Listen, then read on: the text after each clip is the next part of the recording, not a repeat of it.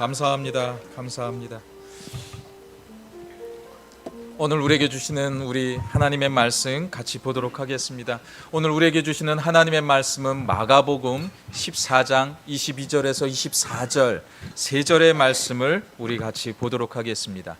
마가복음의 말씀입니다. 마가복음 14장 22절에서 24절까지 우리 같이 보도록 하겠습니다.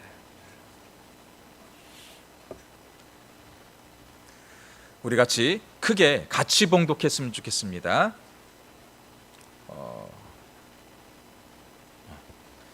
22절부터 같이 봉독합니다. 그들이 먹을 때 예수께서 떡을 가지사 축복하시고 떼어 제자들에게 주시며 이르시되 받으라 이것은 내 몸이라 하시고 또 잔을 가지사 감사 기도하시고 그들에게 주시니 다 이를 마시매 이르시되 이것은 많은 사람을 위하여 흘리는 나의 피 곧 언약의 피니라. 아멘.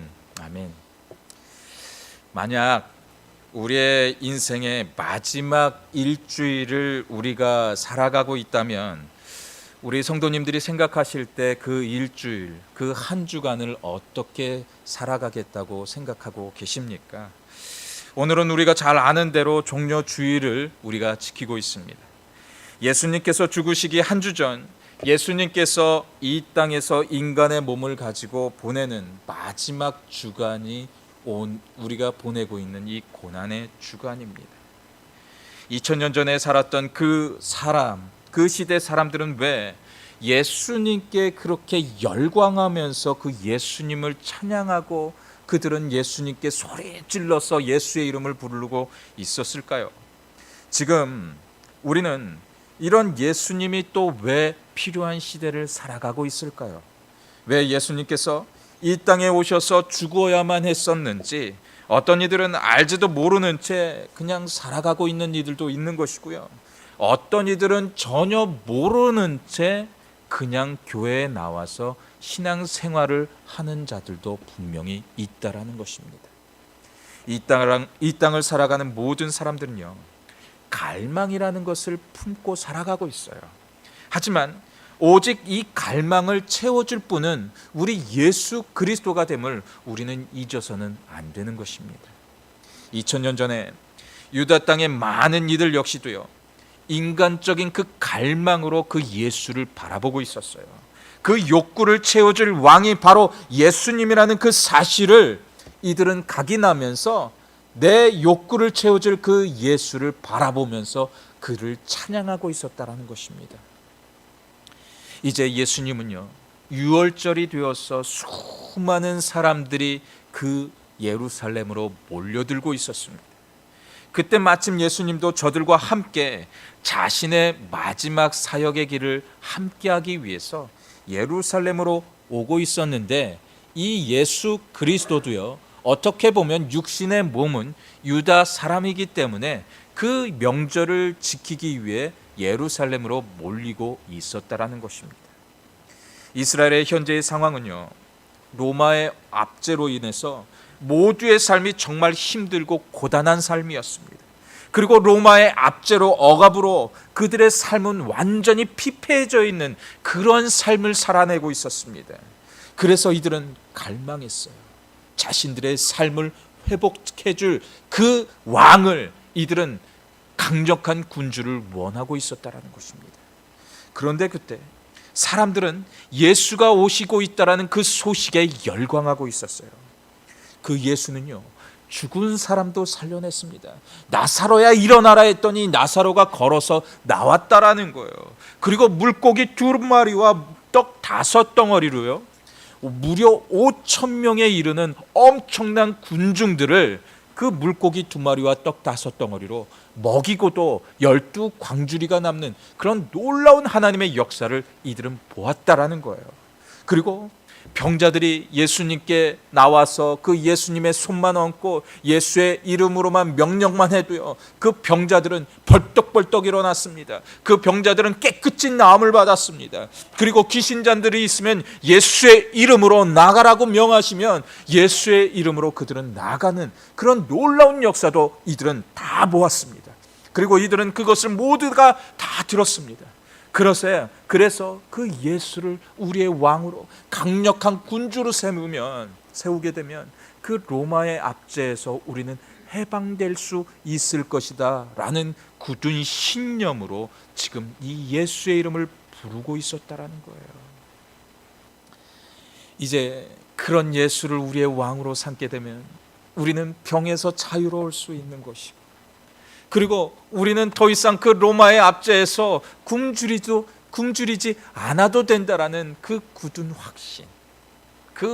확신이 예수를 인간적인 왕으로 만드는 그 갈망의 자리가 되고 말았다는 것입니다. 그런데 그 소식을 가장 두려워하고 있었던 두 무리가 있었어요. 그것은 바로 저들을 신민 통치하고 있었던 로마의 기득권 세력들이었습니다. 로마 사람들은 이들을 어떻게 해서든지 눌러서 더 많은 세금을 착취하고 그들이 가지고 있었던 신앙의 자리를 포기하도록 만드는 것, 이것이 그들이 할 일이었다라는 거예요. 그런데 그 중심에 예수가 나타났던 것입니다. 그래서 그들은 항상 예수가 하는 일을 눈과 귀를 기울이면서 그 예수의 일구수일투족을 감시하면서 살아냈습니다. 또한 이스라엘의 기득권 세력이 또 하나가 있었어요. 그들은요, 바리새인과 제사장들과 율법사들입니다. 교회 안에서 그 말씀대로, 하나님의 말씀대로 너네들은 이렇게 살아내야 된다라는 것을 가리키고 있었는데, 예수가 하고 있었던 것은 그 바리새인들이, 제사장들이 했던 말을 인용해서 하는 것이 아니라 하나님의 말씀을 그냥 계시하고 있었기 때문에 그들의 눈에는 예수가 가시였던 것이에요. 그래서 그 예수를 치워버리고 싶었던 것이 바로 이 제사장들, 율법사들, 바리새인적인 모습이었다라는 것입니다. 이스라엘의 사람들이 생각하게 될 때, 이제 우리에게 강력한 왕이 나타났다고 그들이 생각하여서 만약에 이곳에서 밀란이라도 일어나게 된다면요, 큰일입니다. 예루살렘에 지금 모여든 사람들은요, 무려 다른 지역에서 그 유월절을 지키기 위해서 이곳으로 몰려들었던 사람들은 한 250만 명 정도가 다른 곳에서 이곳으로 그 유월절을 지키기 위해 몰려들었다라는 거예요. 그렇다면 지금 어마어마한 군중이 있는 것이에요. 이들을 막아내려면 지금 로마의 기마병이 아무리 뛰어나도 막아낼 수 없는 것이고요. 그리고 바리새인들과 제사장들이 아무리 사람을 많이 모아도 이들을 막아낼 방법이 없다라는 거예요. 그러면 지금 절호의 찬스입니다. 예수가 봉기하면서 밀란이라도 일으키게 되면 예수를 왕으로 모셔서 이들은 엄청난 승리의 대가를 치를 수 있는 그런 절호의 찬스입니다. 그런데 예수님은 그렇게 하지 않고 계셨다라는 거예요. 군중들이 원하는 백마를 타고 말을 타고서 그 성으로 입성하지 않았다라는 거예요. 그 예수는요, 지금 하나님의 그 놀라운 사랑 안에서 있었습니다. 하나님의 그 크신 인도하신 가운데서 그는 행하고 있었어요.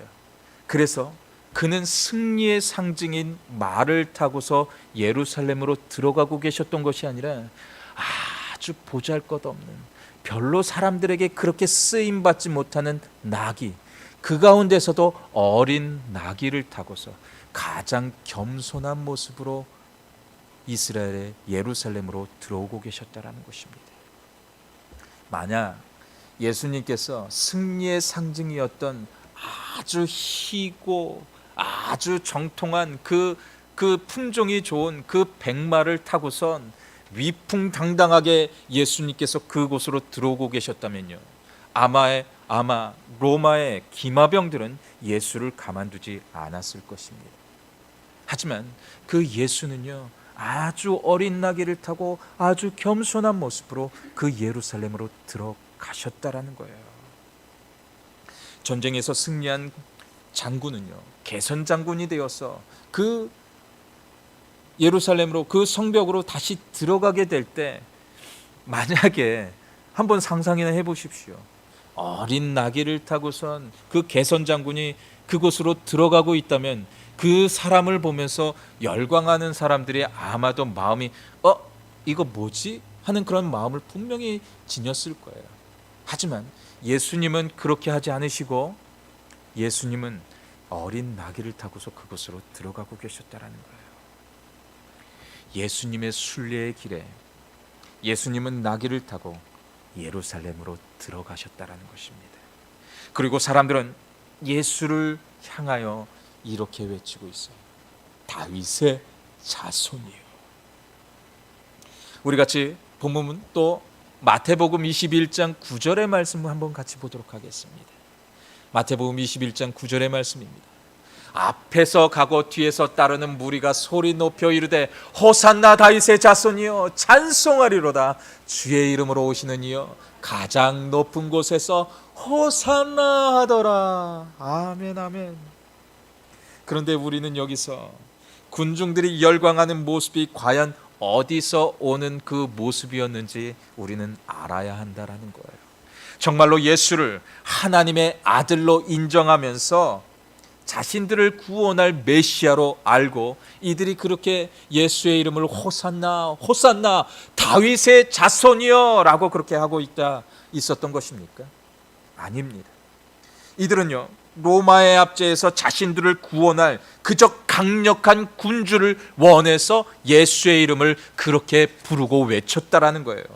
예수님을 따랐던 제자들도 그렇게 예수님을 바라보면서 예수를 따르고 있었는데 문제가 있었다라는 것입니다. 또한 이들이 외치고 있었던 예수의 이름은요 다윗의 자손이라고 이해하고 있어요. 이스라엘의 역사를 보면 다윗은요 역대 이스라엘의 모든 왕을 통틀어서 가장 강력한 나라를 이루는 그런 통치를 하는, 그리고 다른 나라들이 두려워하는 나라로 거듭날 수 있도록 만든 이가 바로 다윗이었어요. 그래서 다윗처럼 이 예수도 우리의 군주가 되어서 그렇게 우리의 나라를 통치할 것을 기대하면서 예수의 이름을 찬양하고 있었다라는 것입니다. 즉 지금 군중들의 심리는 그런 강력한 이스라엘을 꿈꾸면서 지금의 고통에서 우리를 구원할 수 있는 분, 그리고 정치적인 왕으로만 예수를 바라보면서 그런 예수를 반기고 그런 예수를 찬양하고 있었던데 문제가 있었던 겁니다. 어떻게 보면요 예수님의 눈에는 자신을 찬양하고 자신을 환호하는 그 군중들을 보면서 군중들의 눈에는 도끼가 있었어요. 그리고 그분을 찬양하는 모습이 있었습니다. 그분을 기뻐하는 모습이 있었어요. 하지만 단 한 사람의 눈은 다른 모습이었다라는 거예요. 예수님이 저들을 바라볼 때 과연 어떤 눈이셨을까요? 예수님의 눈은요 아마도 저들을 향하여서 눈물을 흘리는, 가슴이 미어지는 그런 모습이었을 것입니다. 너네들이 지금 나를 왜 이렇게 하고 있니? 하면서 예수님은 저들을 그리고 우리를 바라보고 계셨을 것이라는 거예요. 저들의 환호는 예수님을 분명히 부르고 있었지만 예수의 마음은 온전히 찢어지는 그 고통의 마음이었을 것이라는 거예요. 이처럼 군중들은요 예수님의 마음을 보지 못하고 있었던데 문제가 있었던 겁니다. 저들의 욕심이 예수의 마음을 온전히 가려버렸다라는 거예요. 군중들과 제자들 또한 예수님의 마음을 저들의 욕심 때문에 바라보지 못하고 있었다라는 것입니다. 예수님은 십자가를 지셔야 하는 시간이 다가오게 되면서 제자들에게요 3번이나 내가 너희네들과 이제는 함께하지 못한다, 내가 이제는 고난의 자리에 이르게 된다라는 것을 그렇게 말씀하셨어요. 그렇다면 이 제자들은 알아들었어야 된다라는 거예요.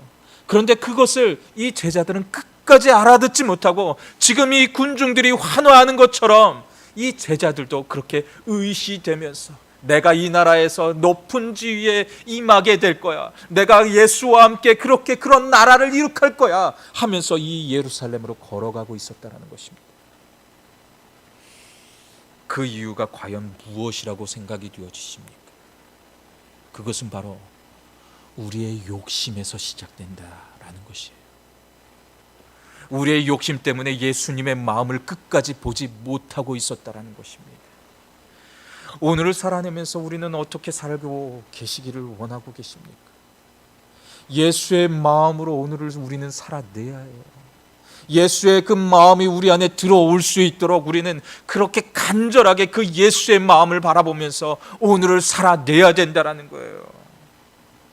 제자들은 이제 예수의 시간에 정점에 이르게 되면서 이제 그렇게 열광하는 사람들과 함께 예수의 나라, 새 이스라엘, 그 광복된 이스라엘을 꿈꾸면서 권력과 재물을 취하기 위해서 이것저것 생각하면서 그렇게 가고 있었을 겁니다. 그렇게 예수의 말에 기울이지 못했던 것이고, 위기를 말하고 있었던 그 예수님의 말씀은 저들에게 들리지 않고 있었다라는 거예요. 그리고 예수를 긴장하고 있던 또 다른 무리였던 제사장들과 바리새인은 오히려 그런 예수를 찬양하고 경배해야 되는 사람들이 마땅합니다. 그런데 자신들의 이익과 자신들이 누리고 있었던 그 권력에 이들은 눈이 멀었다라는 거예요. 자신들의 그 기득권을 빼앗기지 않기 위해서 예수를 인정하지 않으면서 예수의 말을 들으려 하지도 않았다라는 것입니다. 사람은요, 자신의 이익에 비추어서 나에게 이것으로 인해서 불이익이 떨어진다라는 그 마음이 들게 되면요, 우리는 불안해합니다. 그리고 그것을 더 지키기 위해서 끊임없이 잘못된 일도 자행할 수밖에 없게 된다라는 거예요. 그래서 예수를 찬양하고 예수를 예배하고 경배하는 이들이 예수를 못 박는 장본인이 되고 말았다는 것입니다. 그런데 교회 중심으로 돌아오는 그 이스라엘의 체제 속에 제사장들은, 이 바리새인들은 그 예수를 버리고 말았던 거예요. 그렇다 보니 예수가 저들의 눈에는 가시처럼 보일 수밖에 없었던 것입니다. 즉 우리도 이 땅에서 너무나도 많은 것을 누리게 되면요, 우리 또한 그것을 지키기 위해서 악한 것도 타협할 수 있는 일이 벌어질 수밖에 없다라는 것입니다. 나중에는 그런 예수를 오히려 정죄하고 모른다고 할 수도 있는 것이 바로 우리의 모습이라는 거예요. 그래서 우리는 욕심을 버리는 것이 너무나도 중요한 것입니다. 지금 이 순간도 우리의 이익을 먼저 생각하고 계셨습니까? 그렇다면 우리도 저 바리새인들과 별 다를 바가 없다라는 것이에요. 오늘을 살아내면서 그 예수의 마음을 알아서 예수가 주시는 그 마음으로 모두 같이 살아낼 수 있는 우리의 삶의 자리가 다 되어지시기를 주님의 이름으로 간절히 축원드립니다. 그렇게 이익에 눈이 먼 제자들과 함께 유월절에 이제 예수님은 만찬을 나누게 됩니다. 우리 같이 오늘 본문 말씀 22절의 말씀을 같이 보도록 하겠습니다. 그들이 먹을 때 예수께서 떡을 가지사 축사하시고 떼어 제자들에게 주시며 이르시되 받으라, 이것은 내 몸이라 라고 하고 계셔요. 유월절은 이스라엘에게 있어서 어떻게 보면 가장 큰 절기이고 명절입니다. 그래서 이 유월절의 의미를 우리가 또 바라보면서 생각해야 될 것은, 이 유월의 의미는요, 헬라어로 패스오버의 그 의미를 담고 있어요. 그러니까 이 패스오버는 넘어가다라는 뜻을 지니고 있습니다. 즉 이스라엘이 애굽 땅에서 출애굽할 당시 마지막 재앙이었던 어린 양의 피를 문설주에 바르게 되면 하나님의 재앙이 그 장자를 보호하는 하나님의 놀라운 역사를 이들은 눈으로 보았습니다. 그리고 하나님께서 그 애굽 땅에서 출애굽했던 그 역사적인 사건, 그것을 기념하는 것이 이 유월절이었다라는 거예요. 그렇기 때문에 이 유월절이 이스라엘에게 어마어마하게 큰 명절일 수밖에 없었던 것입니다. 즉 어떻게 보면 예수님이 십자가에서 피를 다 쏟으신 그 사건과도 연관이 있는 명절이 또 이 유월절의 모습이었다라는 것이에요. 그런데 그 가운데 예수님은 제자들에게 아주 의미심장한 그런 말씀을 선포하고 계셨습니다. 그것은 바로 떡을 가지사 축사하고, 그리고 그 뒤에 무엇이라고 되어져 있나요? 떼어 제자들에게 주심이라고 하고 있어요. 떡을 떼다라는 그 단어를 우리가 언뜻 보면 그 떼다라는 그 단어가 그리 대단할 수 있을까라는 그 생각을 지닐 수 있습니다. 그런데 이 떡을 떼다라는 그 단어를 그냥 문자적으로 보면 정말 전혀 중요하지 않은 문자이지만, 그런데 이 원문을 우리가 살펴보게 되면요, 헬라어로요, 에크라이센이라는 그 단어인데, 이 에크라이센은요, 부수다, 깨트리다라는 그 의미를 담고 있어요. 그래서 그렇다고 보면 이 떡을 깨뜨리다, 부수다라는 그 단어를 우리가 머릿속에 연상할 수 있는 것입니다.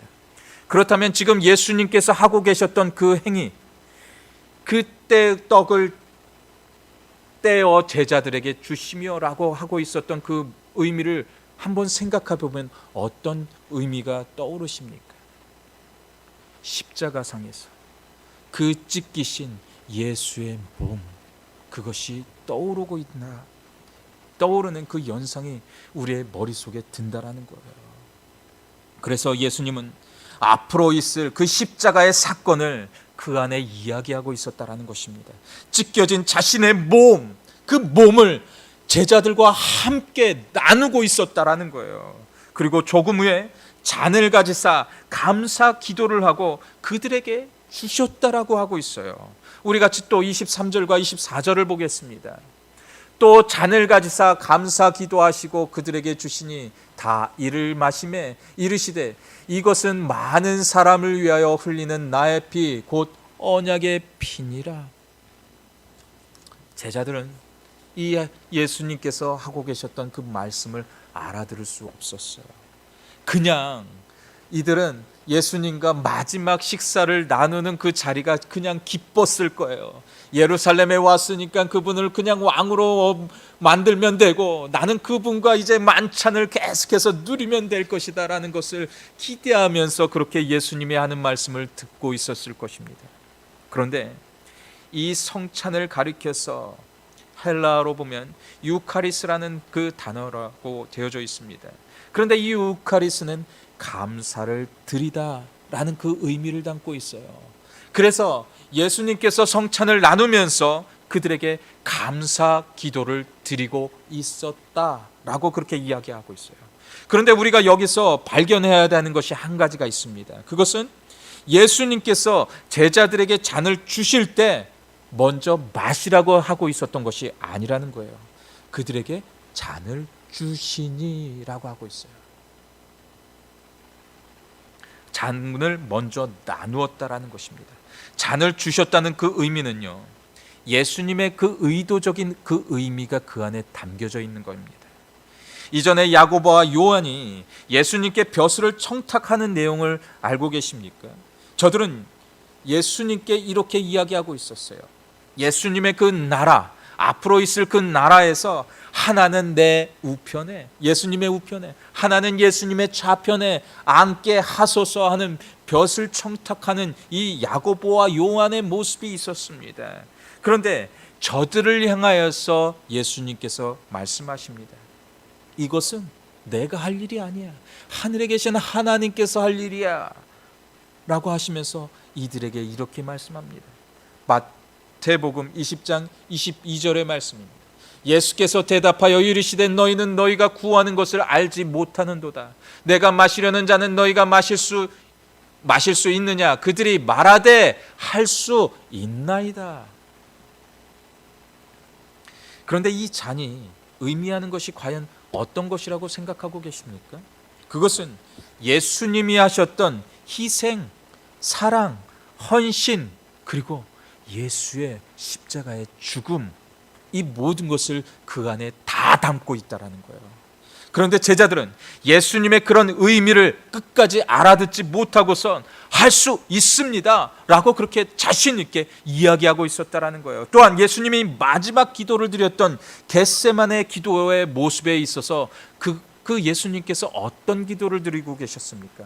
누가복음 말씀 보면 이렇게 말씀하고 있어요. 이르시되 아버지여, 만일 아버지의 뜻이거든 이 잔을 내게서 옮기시옵소서. 그러나 내 원대로 마옵시고 아버지의 원대로 되기를 원하나이다 라고 하고 있어요.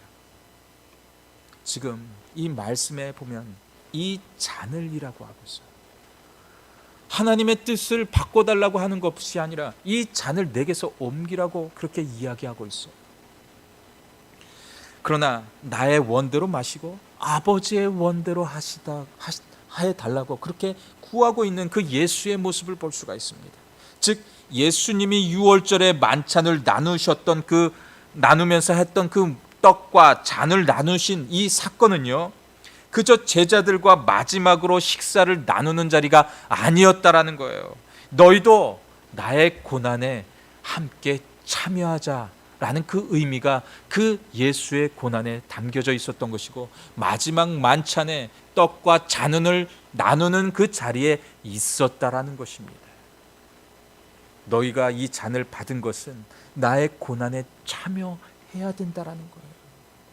즉 예수님의 잔을 받았던 제자들도 나와 함께하여 예수의 사역에 함께 동참하자는 그 간절한 소망이 예수가 나누는 그 잔의 의미였다라는 것입니다. 우리도 다음 주일에는요, 예수님의 부활을 기념하여서 성찬을 하게 될 것입니다. 그런데 이전에 드렸던 우리 성찬식의 그 모습과는 조금 다른 모습이 있었으면 좋겠어요. 떡을 뗄 때, 그 떡을 함께 나누게 될 때 예수의 그 찢기신 살과 피를 묵상했으면 좋겠고요. 그 또 잔을 나누게 될 때요, 예수가 우리에게 명하고 계시는 그 함께 하자는 그 예수의 말씀에 귀를 기울였으면 좋겠어요. 하나님, 오늘을 제가 어떻게 살았으면 좋겠습니까? 오늘을 그렇게 하나님과 동행하는 삶이 되었으면 좋겠어요. 그 고난, 그 십자가의 그 모진 고난을 당하신 그 예수를 바라보면서 그 예수와 함께 걸어가는 발자취가 되게 해달라는 그런 간절함을 담고 우리가 이 고난 주간도 그렇게 보냈으면 좋겠습니다.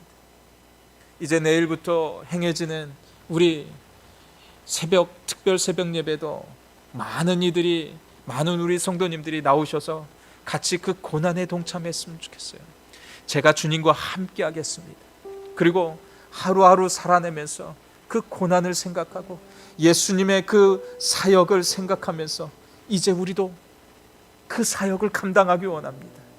그런 간절함을 담고 한 주간을 버티고 살아낼 수 있는 우리 모두의 삶의 자리가 다 되어주시기를 주님의 이름으로 간절히 축원드립니다. 이 시간 우리 같이 기도하면서 나아갔으면 좋겠어요. 우리 같이 기도하며 나아가게 될 때, 주님, 정말 우리 부족했어요. 주님, 우리 정말 연약했어요. 예수님의 고난을 바라보고 예수님의 그 찢기신 살과 피를 봐야 되는데, 하나님, 우리는 그것을 자꾸 보려 하는 것이 아니라 세상의 종욕, 세상의 자랑, 이 모든 것들을 따라가고 있었음을 고백합니다. 하나님, 하지만 이 시간 주님의 고난을 바라보게 되어주길 소망해요. 그 고난 속에서 당하셨던 그 예수의 사랑을 바라봤으면 좋겠어요. 그런 사랑을 바라볼 수 있는 우리 모두가 되게 해달라는 그런 간절함을 담고 이 시간 우리 같이 통성으로 기도하시면서 나아가도록 하겠습니다. 우리 같이 기도합니다. 할렐루야 하나님, 할렐루야 하나님. 우리 안에 하나님 감사가 넘치게 하여 주시옵소서.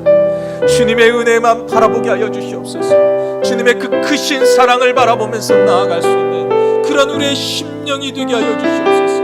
모든 이름에 뛰어나신 주님, 그 모든 이름에 뛰어나신 그 하나님의 사랑이 하나님 우리 안에 넘치는 그 크신 주님을 온전히 바라보는 그런 우리의 심령이 되어 주시옵소서. 역사하여 주시옵소서.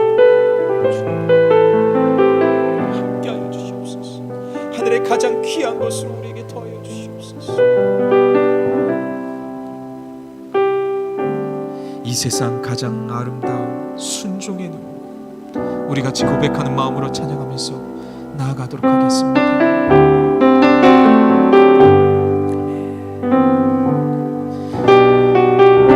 이 세상 가장 아름다운 순종의 눈물, 온 세상 다시 빛나게 할, 온 세상 다시 빛나게 할 생명의 눈물, 그가 이 땅에 오신 이유, 그가 이 땅에 오신 이유, 죽어야 살게 되고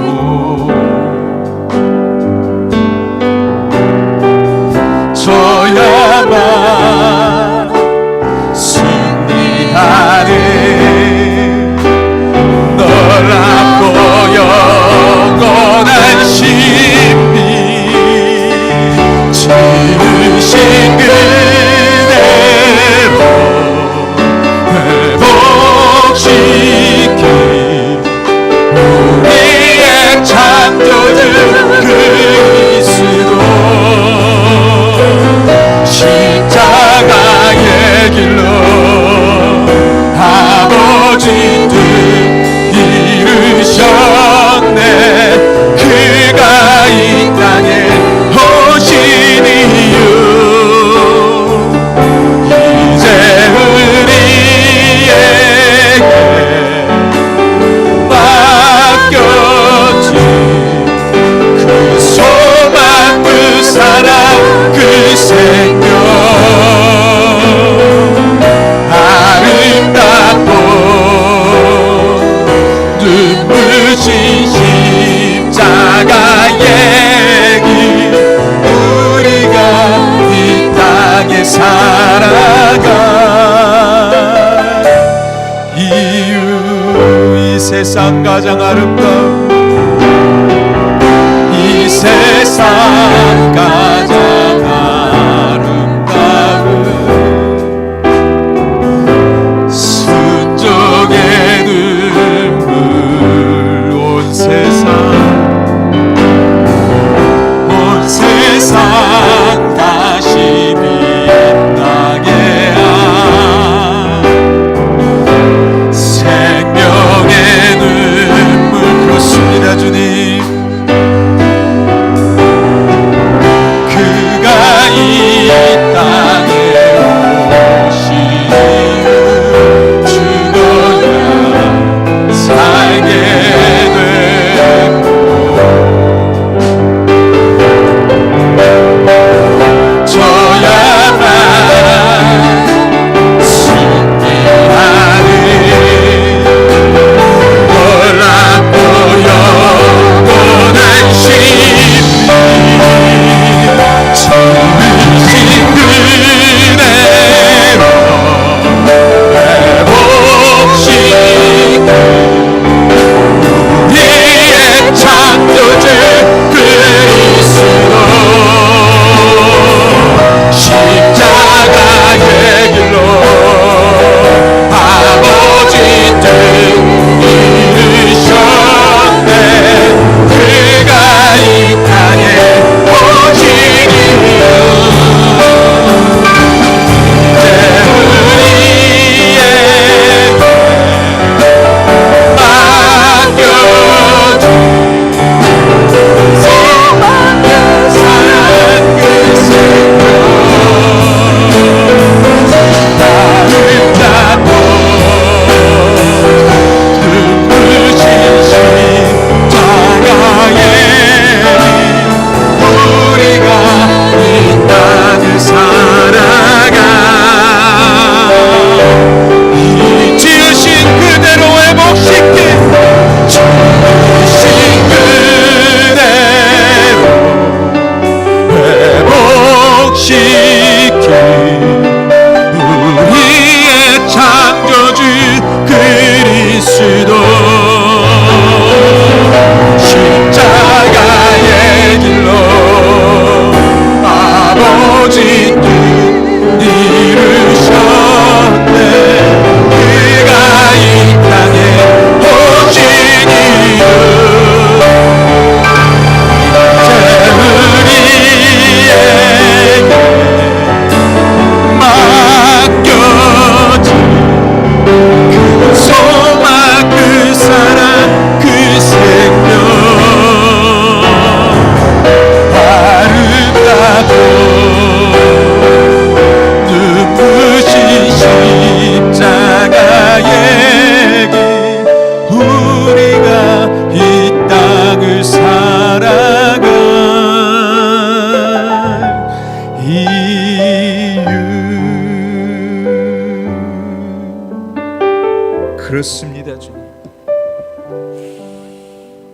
우리가 이 땅을 살아내면서 소망을 가지고 희망을 가지고 살아야 될 이유가 예수 안에 있음을 고백합니다. 오늘을 살아내면서 예수 안에서 감격하면서 기뻐하면서 그렇게 감사하면서 오늘을 내일을 살아내게 되어지기를 소망합니다. 우리가 한 주간 살아내면서 예수가 걸어오셨던 그 고난의 길, 그리고 예수가 이 땅에 오셨던 그 이유를 생각하면서 하루하루 힘입어 살아낼 수 있도록 우리의 심령을 그렇게 은혜로 지키시고 인도하여 주시옵소서. 지금은 우리를 구원하시고 하나님의 자녀로 불러주신 그 하나님의 무한하신 사랑하심과 성령님의 감화와 감동하심과 교통하심이 오늘 말씀을 듣고 세상에서 빛의 자녀로서 예수의 고난을 생각하고 그 고난과 희생의 사역에 동참하기를 결단하는 모든 성도들의 머리 위에와 하나님의 복음의 사명을 위해 세우셨던 하나님의 교회 위에 이제로부터 영원토록 함께하여 주시기를 주 예수 그리스도의 이름으로 간절히 축원하옵나이다. 아멘.